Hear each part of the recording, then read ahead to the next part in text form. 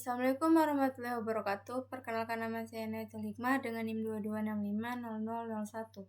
Di sini saya akan mereview materi ketiga, yaitu fase perencanaan proyek TI.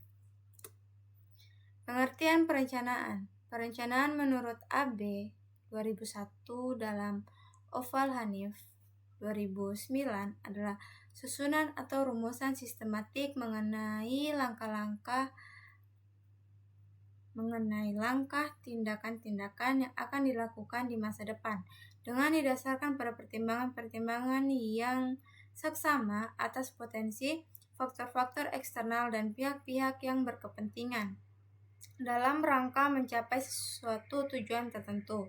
Perencanaan juga diartikan sebagai suatu proses pengambilan keputusan yang berdasarkan fakta mengenai kegiatan-kegiatan yang harus dilaksanakan demi tercapainya tujuan yang diharapkan atau yang dikehendaki.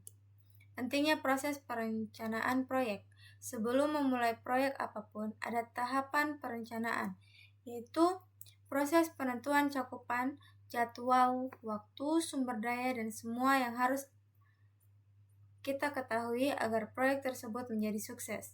Meski sebagian proyek mungkin dilakukan dalam tahapan-tahapan singkat dan cepat, perencanaan pekerjaan besar jangka panjang akan mengetahui betapa pentingnya proses perencanaan tersebut. Oleh karena itu, ini seringkali menjadi bagian-bagian dari pekerjaan manajer proyek senior dan mereka yang berperan dalam pengambilan keputusan dari sebuah organisasi. Tetapi pendekatan seperti ini tidak bisa bertahan lama. Fungsi perencanaan proyek, yaitu sarana komunikasi bagi seluruh pihak terkait, merupakan dasar dalam pengalokasian sumber daya, merupakan tolak ukur di dalam pengendalian. Tahap perencanaan proyek, yaitu penetapan tujuan, menentukan pelaksanaan proyek yang diinginkan serta waktu, biaya, dan performansi yang ditargetkan. Kedua, urutan kerja, seluruh urutan dan deskripsi pekerjaan yang perlu dilakukan untuk mencapai tujuan proyek. Ketiga, perencanaan organisasi proyek, menentukan departemen subkontraktor manajer proyek. Keempat, jadwal kegiatan, waktu pelaksanaan setiap aktivitas, batas selesai, dan milestone. Rencana anggaran dan sumber daya, jumlah anggaran dan sumber daya yang dibutuhkan. Keenam, ramalan performansi penyelesaian proyek, performansi yang diharapkan dalam penyelesaian proyek. Fase perencanaan proyek TI, yaitu merencanakan proyek, mempersiapkan proyek, dan mendefinisikan rincian proyek.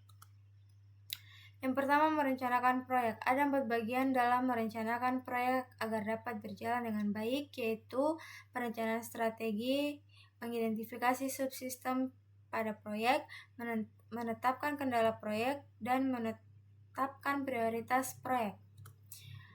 A. Perencanaan strategi, merencanakan peningkatan aktivitas dan menentukan sasaran. B. Mengidentifikasi subproyek untuk mengetahui dan menentukan lingkup pada proyek yang akan dilaksanakan berdasarkan hasil dari fase definisi. C. Menetapkan kendala proyek, memperkirakan apa yang menjadi kendala, misalnya batasan dana yang diperkenankan, batasan waktu penyelesaian, umur ekonomis proyek yang dibangun, struktur organisasi, dan peraturan perusahaan. D. Menetapkan prioritas proyek, kriteria rasional, meningkatkan keuntungan, menghemat biaya, meningkatkan kelangsungan hidup sistem, keterkaitan hubungan dengan subsistem lain, kebutuhan mendesak. Dan kriteria tidak rasional, yaitu manajemen tidak berminat dan menonjolkan kebanggaan. Kedua, mempersiapkan proyek, menunjuk anggota tim, konsultan melalui tender, personil perusahaan sendiri, dan gabungan konsultan dengan personil perusahaan. Menggunakan jasa konsultan. Kelebihannya, waktu penyelesaian cepat, kualitas lebih baik, dengan kelemahan yaitu biaya lebih tinggi, rahasia perusahaan terbuka. Menggunakan research internal.